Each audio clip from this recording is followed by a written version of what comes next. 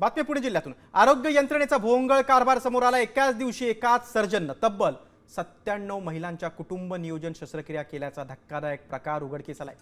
या अतिघाईच्या होलसेल शस्त्रक्रिया दरम्यान केडगाव प्राथमिक आरोग्य केंद्रात रंजना केसकर या महिलेचा मृत्यू झालाय।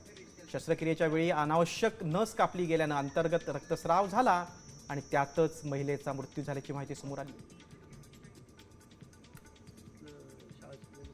शस्त्रक्रिया पार पडल्या, परंतु त्यातील एका लाभार्थ्याला शस्त्रक्रियेनंतर BP कमी होण्याचा त्रास सुरू झाला। ससूनमध्ये दाखल केल्यावर तिला ब्रॉड डेड म्हणून डिक्लेअर करण्यात आले।